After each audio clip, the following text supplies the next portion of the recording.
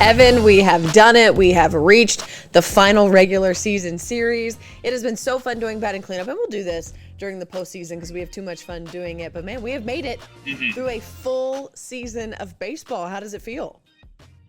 It feels like it just started and we were driving to Dallas yesterday, and here we are on the way to Texas A&M for the final regular series of the season. Weather dependent today, but we'll get into all of that later.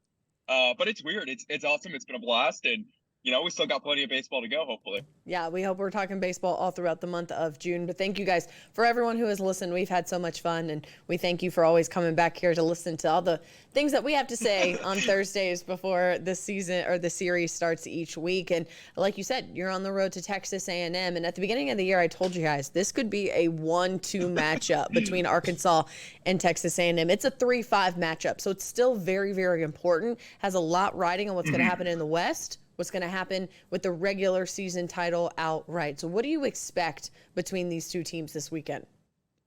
Fireworks, I think. I think it's going to be a great series.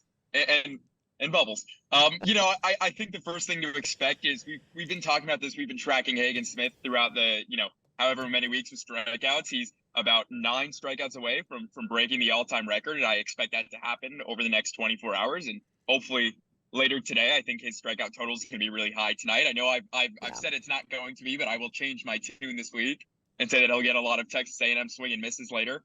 But you're going to expect a great series. This is a Texas A&M offense that's arguably one of the best in the country, featuring Jace Lavalette and Braden Montgomery, 2 guys who can really swing the bat. And Montgomery's up there with Charlie Condon and Jack Caglione for the most home runs in the SEC when you look at statistics. And this is a really potent Texas A&M Aggie offense. So I'm really excited to watch how the Arkansas pitching staff's going to do this weekend, because that's not something we say that often. It's always, how's the offense going to be? How's the offense going to be this week? It's going to be the pitching.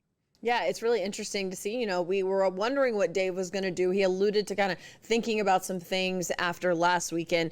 And here we are with them obviously keeping Hagen right there on Friday. There's no need to change, right? If it's not broke, don't fix it, right?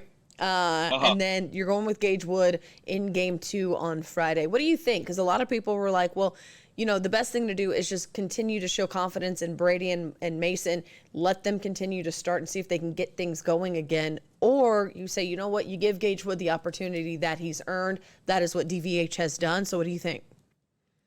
Well, it's interesting that we say that, because yesterday when it was first reported that Brady would miss his start, because he's been the game 2 starter again for the last couple of weeks, and sorry if my camera's bouncing around. You're good. But we kind of thought that Brady was going through trouble, and it looked like he maybe got back on track for 2 weeks, and then it all fell off last week from Mississippi State.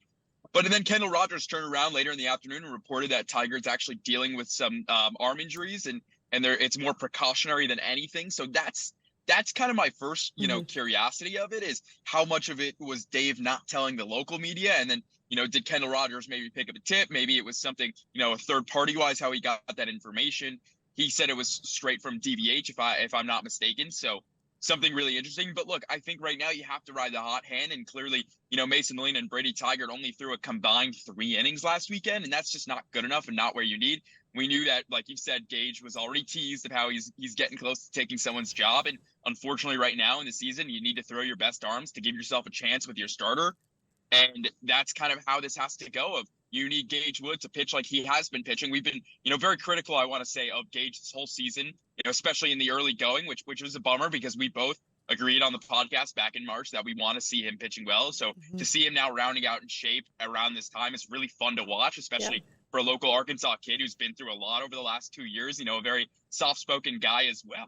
So it's fun to see, and it's really exciting for Gage, and he's got to take the opportunity and, continue to do well. He's got 3 wins on the season, 2 saves, so he's been very versatile the last month or so for the Hogs. And he was really big in that Mississippi State win, especially on Sunday, limiting bullpen damage, and being able for DVH to go Fouch, Gage, McIntyre, and Gatkel, kind of that formula of the top end arms in this Arkansas bullpen. So I think it's really good for Gage. I know you're probably just as excited when you saw that email. Yeah, I was. I was really excited to see that just for him. Because again, like you mentioned, we talked about it in March and it was more of like, what is his role? And he was trying to figure it out. I think the coaches were trying to figure it out. And here he is right now getting this opportunity. But I don't think that that doesn't mean that Brady has lost his spot or Mason has lost his spot. And again, Brady is coming off that injury and surgery over the offseason. And it might just be something that's just bothering him right now. And with Mason, it's just getting that confidence back a little bit. And so we could see them start in the SEC tournament next week in Hoover. We can see them start at regionals. This is just an opportunity to, one, I think Gage deserves it. I quite frankly think he's earned it. He deserves it. And why not give him a start? So that's exactly what you do to see what he can do. And I'm excited to kind of see how that all unfolds against the Texas A&M offense, like you mentioned. That's really, really good. But I haven't hit the panic button on anything. I haven't hit the panic button on this offense. I haven't hit the panic button on this pitching staff because there's still a lot of time to figure some things out and get guys back ready when it matters the most. And obviously that's in regionals because that's what hurt them. They ran out of pitching last year. And you got to have pitching. Everybody knows you have to have pitching to win in Omaha. And so they're figuring it out. They're putting their pieces in place right now to what they think will set them up for that kind of successful run. So I don't want anyone to freak out. You know, in my opinion, don't freak out. Don't think that, oh, no, Brady has lost his spot and Mason has lost his spot. That's not necessarily true. This is just an opportunity to open that door. I mean, Mike talked about it yesterday. There's a possibility we could see Will McIntyre start on Sunday. Mm-hmm. Look, and the truth of the matter is this Arkansas team is at its best when Brady Tigert starting game 2 and Mason Molina starting game 3. I think that's absolutely true. And, you know, those are your guys that you've been riding with all season. I understand putting Gage in and giving him the spot start just to get these guys kind of back on track and give him maybe a mental reset. But this team's at its best when Brady's going to start game 2, Mason's going to start game 3, and they're rolling like they were early in the season against, you know, Missouri and Auburn and Alabama. But unfortunately, you've hit a point in the season where, look, Arkansas needs to win one game to win the West. So you think Hagen's going to give you 7 innings tonight, potentially, if the game happens? Because our resident weather guy next to me, Jacob Morris, has been tracking the weather alongside with me. Hello, Jacob. Is it getting? Are we getting the game in tonight? You're on the spot on batting cleanup.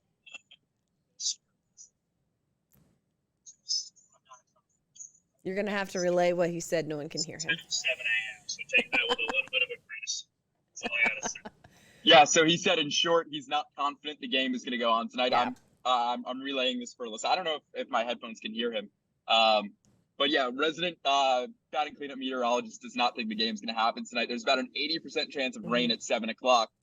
So it should be interesting. The long story short, before we gave you that weather report, I know he's no Dan Scoff, but he's close. So it'll be interesting if this game gets in tonight and you're going to expect Hagen to go out there and give you 7 strong innings and have a chance to go McIntyre Gackle to close out the game. And again, this team is so deep pitching wise, and I think the offense really hit a cornerstone last week and a turning point. I won't say it's when they won 6-0. It was, I think, the game before when they kind of realized, okay, we're rallying, we're battling back again. Runners left on base. We talked about this over the last couple of weeks over on PTN Extra and on batting cleanup. They left 31 on base against Kentucky.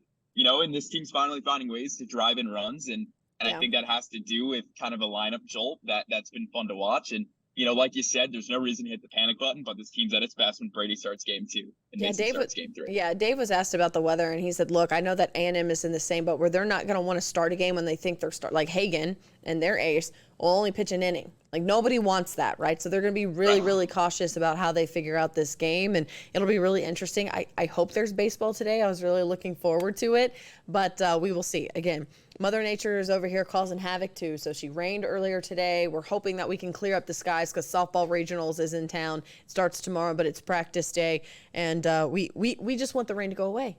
So just be nice to us, Mother Nature. That would be really great. Absolutely. Maybe we'll stop at lunch and do a rain dance somewhere in the middle of Texas. I would appreciate that. I really would. All right, I don't know many rain dances. I don't know. I don't really think there is. We watched Just Go With It last night, and they like had the hula off, and maybe we'll call that like our rain dance. There you go. I love it. All right, we got the K count up because you talked about Hagen, and he's so close to breaking that record. He's got 136 right now. Nick Schmidt is in second with 145, and then you have David Walling with 155. So that's where we are right now in the standings. He's probably going to pass Nick Schmidt today. And so there's an opportunity within the next couple of weeks for him to have that number one spot. I think he gets it before the season is over, wherever it ends. But it's just been really cool to watch and to witness. And Dave said, he goes, I remember Nick Schmidt doing it. And, you know, I'm going to remember Hagen Smith. And he goes, and we hope that there's going to be a guy who comes along who breaks Hagen Smith's record down the line. But it has just been really cool as a fan of the game to watch the season that Hagen has had this year. Oh, 100%. And for me, especially coming last year and working my first weekend in regionals, which is really scary that it's almost been a year and regionals are really close. And that'll be really weird. But seeing Hagen pitch last year I know he didn't have his best stuff and didn't pitch super well during that regional series, but still some of the pitches he threw and the velocity numbers that's only jumped this year has been awesome to watch. And, you know, again, we sat down with him in the beginning of the year, such humble, such a nice guy. And, you know, you really want nothing but for the best for him. He will absolutely be a top 5 pick in the MLB draft.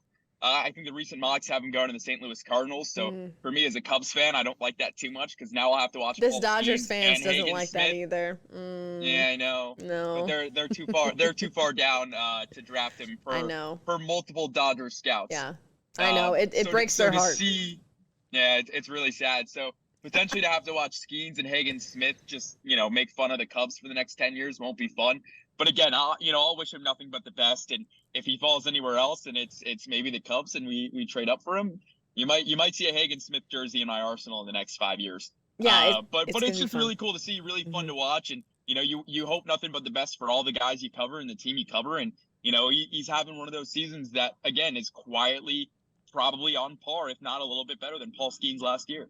Yeah, no, I think it would be better if not for that JMU start back in February. Right. But again, that was the first start of the year. And he has shown and proven that that is not the Hagen Smith that you're going to get when you draft him. And it's been so fun. And you're right. The humility that he has, he's just a down-to-earth country kid who likes to hang out with his dog and fish and just happens to be really good at throwing a baseball. And it's just it's fun, and I've really enjoyed it. So hopefully that ride of watching Hagen Smith in an Arkansas uniform isn't done anytime soon, but it has been a fun ride to be on. It was kind of like, I know you weren't here, but the Kevin Kopps ride that we all got to kind of witness and be a part of a couple years ago in 2021. It kind of came out of nowhere. I don't think Hagen came out of nowhere. We were expecting this, but with Kevin Kopps, it just was like lightning in a bottle, and you didn't want it to end because it was just like, we knew he was done, right? He was going to go on and get drafted and move on with his career, and you just didn't want it to be over. And it's kind of the same feeling I have with Hagen. All right, we talked about you guys being on the road. Yeah, you're going to College and that's Station. what I was going to ask, if Hagen mirrors anything. So anyway, continue. Yeah, he does. I mean, obviously two very separate roles, and Kevin Kopps had like that one pitch that was completely unhittable. I mean, the joke was the whole season, he's going to throw the same pitch. You're just not going to be able to hit it. Like nobody could. Yeah. And it was pretty incredible. And so this is kind of very similar and different at the same time. But again, you're on the road, so I wanted to get your take real fast. You're about to go to College Station, which I've never been to watch an Arkansas event. I went when I was working in Texas for a 7-on-7 tournament. So you guys are headed down to College Station to Bluebell Park. How excited are you to kind of witness this ballpark? Oh, we're amped. We were looking at pictures last night, and the fact that Kyle Field is just in the background in the outfield and kind of the backdrop just makes it really cool. So there will be plenty of pictures posted, and you know we're both really excited. We're not excited about the 4-hour and 10-minute drive that we have upcoming.